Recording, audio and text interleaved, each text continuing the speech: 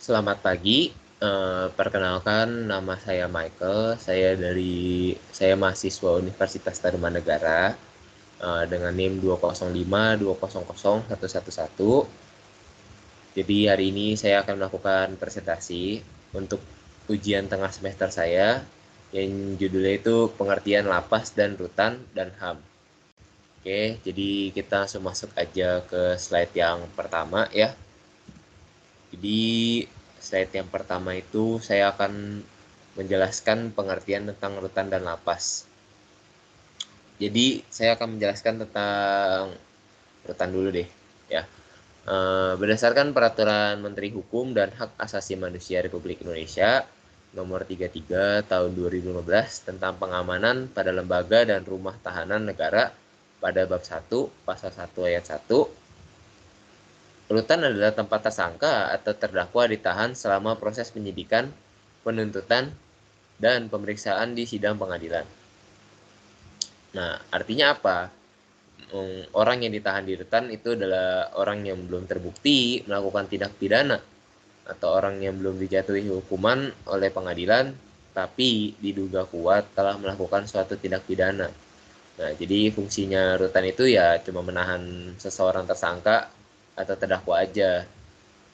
Terus juga lamanya seseorang ditahan di rutan yang tergantung lama proses penyidikan, penuntutan, dan pemeriksaan. Nah, jadi setiap orang yang masuk ke rutan mereka akan menerima 3 proses itu dulu sih. Penyidikan, penuntutan, dan pemeriksaan. Nah, selanjutnya kita akan masuk ke pengertian lapas. Nah, berdasarkan Permenkumham atau Peraturan Menteri Hukum dan HAM Nomor 33 Tahun 2015 Pasal 1 Ayat 2, sebagai tempat untuk melaksanakan pembinaan narapidana dan anak didik permasyarakatan. Nah, mereka yang ditahan di lapas itu kebalikannya dari rutan. Ini adalah orang-orang yang sudah terbukti melakukan tindak pidana. Mereka sudah terbukti melakukan tindak pidana oleh pengadilan sehingga diberi status narapidana dan anak didik permasyarakatan. Lamanya seorang narapidana di lapas ya tergantung hakimnya. Hakimnya memutus berapa lama dia di lapas gitu loh. Nah, terus juga itu kan dari situ kita udah bisa tahu lah perbedaannya. Perbedaan dari lapas dan rutan. Lapas yang orang yang orang yang sudah menjadi narapidana, dan rutan itu orang yang masih menjadi tersangkanya aja. Nah, di sini ada juga nih persamaan rutan dan lapas. Dalam Peraturan Pemerintah Nomor 58 Tahun 99 tentang syarat-syarat dan tata cara pelaksanaan wewenang, tugas, dan tanggung jawab perawatan tahanan pasal 2 ayat 1 menyebut bahwa rutan dan lapas sama-sama merupakan unit pelaksana teknis di bawah Direktorat Jenderal Permasyarakatan, Departemen Hukum dan Hak Asasi Manusia. Terus juga meskipun mereka berada di bawah Kemenkumham, rutan dan lapas juga memiliki kesamaan dalam hal klasifikasi penahanan. Nah, pada pasal 7 Peraturan Pemerintah Nomor 58 Tahun 99 disebut bahwa penempatan rutan dan lapas sama-sama berdasarkan penggolongan umur, jenis kelamin, jenis tindak pidana, tingkat pemeriksaan perkara, atau untuk kepentingan tertentu yang sesuai dengan kebutuhan dan perkembangan. Nah, untuk pengertian rutan dan lapas di sini aja. Kita akan masuk ke slide yang kedua. Slide yang kedua itu ada hukuman terberat di lapas. Nah, saya di sini hanya membuat hukuman terberat di lapas dikarenakan ya saya nggak mungkin buat hukuman terberat di rutan karena kan rutan kan cuma menjadi tersangka aja ya. Jadi kan kalau lapas kan udah menjadi narapidana lah. Nah, hukuman terberat di lapas itu adalah hukuman mati. Nah, tapi hukuman mati itu masih sulit dilaksanakan di Indonesia dikarenakan hukuman mati itu melanggar HAM. Nah, hukuman mati emang masih bisa dilaksanakan di Indonesia, tapi dengan beberapa pasal aja sih, beberapa pasal yang menjadi tolak ukurnya. Apakah seseorang itu bisa dikenakan hukuman mati? Nah, ini adalah contoh pasal-pasal seseorang bisa dikenakan hukuman mati. Nah, contohnya ada pasal 104 KUHP usaha untuk membunuh kepala negara. Nah, usaha untuk membunuh presiden juga meskipun baru usaha saja, mereka sudah akan dikenakan hukuman mati gitu loh. Nah, pada pasal 111 ayat 2 KUHP mengajak negara asing untuk menyerang Indonesia. Nah, menjadi provokator untuk negara asing untuk menyerang Indonesia juga itu akan dikenakan hukuman mati. Terus pasal 124 ayat 3 KUHP memberikan pertolongan kepada musuh pada saat Indonesia dalam keadaan perang. Nah, jadi pada saat Indonesia dalam keadaan perang, kita membantu musuh juga itu bisa kena hukuman mati ya. Nah, terus pasal 140 ayat 4 KUHP membunuh kepala negara sahabat itu juga bisa dikenakan hukuman mati. Jadi nggak cuma presiden kita aja yang usaha kita bunuh kena hukuman mati. Nah, ini membunuh kepala negara sahabat juga dikenakan hukuman mati. Nah, sebenarnya masih ada lagi pasal-pasal lain, tapi saya cuma mengambil ini aja. Menurut saya ini udah cukup untuk memberikan contoh ya. Nah, ada juga pasal di luar KUHP nih. Tentunya Undang-Undang Nomor 35 tahun 2009 tentang tindak pidana narkotika.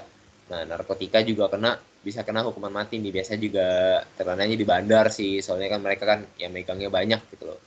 Nah, terus ada Undang-Undang Nomor 31 tahun 99, JO Undang-Undang Nomor 20 tahun 2001 tentang pemberantasan tindak pidana korupsi. Nah, di sini orang yang melakukan tindak pidana korupsi juga bisa dikenakan hukuman mati, tapi tergantung dulu korupsinya seberapa banyak dan seberapa fatal juga gitu loh. Terus ada juga Undang-Undang Nomor 26 tahun 2000 tentang tindak pidana terhadap hak asasi manusia. Jadi kayak merugikan seseorang itu juga bisa dikenakan tindak pidana mati ya. Nah, di sini contohnya seperti pembunuhan gitu bisa dikenakan tindak pidana mati juga. Nah, hukuman terberat di lapas ya saya hanya memberikan pengertian segini aja. Saya akan masuk ke slide yang ketiga ya. Slide yang ketiga itu ada HAM. Nah, di sini saya akan memberikan pengertian HAM, terus juga ada pelanggaran hak asasi manusia, terus juga ada saya kasih contoh pelanggaran HAM. Jadi pengertian HAM menurut Undang-Undang Republik Indonesia Nomor 39 Tahun 99 tentang hak asasi manusia. Yang dimaksud dengan hak asasi manusia adalah seperangkat hak yang melekat pada hakikat dan keberadaan manusia sebagai makhluk Tuhan Yang Maha Esa dan merupakan anugerah yang wajib dihormati, dijunjung tinggi dan dilindungi oleh negara, hukum, pemerintah, dan setiap orang demi kehormatan serta perlindungan harkat dan martabat manusia. Nah, jadi HAM itu ada di setiap manusia gitu loh. Meskipun bayi dalam kandungan, mereka juga udah ada HAM gitu loh. Jadi gak semena-mena orang bisa membunuh bayi dalam kandungan karena mereka belum lahir gitu. Mereka juga ada HAM. Mereka juga ada hak asasi untuk hidup. Nah, terus selanjutnya itu bukan contoh sih, ini pengertian dari pelanggaran hak asasi manusia. Nah, pelanggaran hak asasi manusia itu adalah sebuah perbuatan seseorang atau sekelompok yang termasuk aparat negara, baik disengaja maupun tidak disengaja, atau kelalaian yang secara melawan hukum, mengurangi, menghalangi, membatasi, dan atau mencabut hak asasi manusia seseorang atau kelompok orang yang dijamin oleh undang-undang ini dan tidak mendapatkan atau dikhawatirkan tidak akan memperoleh penyelesaian hukum yang adil dan benar berdasarkan mekanisme hukum yang berlaku. Nah, di sini menurut saya semua orang itu sama. Jadi pelanggaran HAM itu gak cuma buat kita aja masyarakat biasa, tetapi aparat negara kalau misalnya mereka juga melanggar HAM, mereka juga akan kena pasal yang berlaku gitu loh.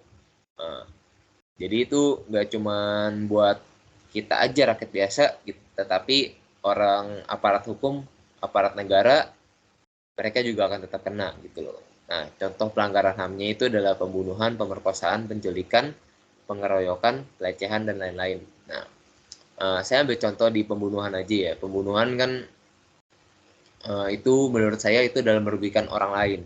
Nah, dia merugikan orang lain karena melakukan pembunuhan merugikan hilangnya nyawa seseorang. Jadi itu menurut saya itu merugikan orang lain. Pemerkosaan juga sama, masuk ke merugikan orang lain. Nah, penculikan juga merugikan orang lain, minta tebusan gitu-gitu semua merugikan orang lain. Menurut saya contoh pelanggaran HAM ini salah satunya ya karena merugikan orang lain dan menguntungkan diri sendiri, itu juga masuk ke pelanggaran HAM gitu.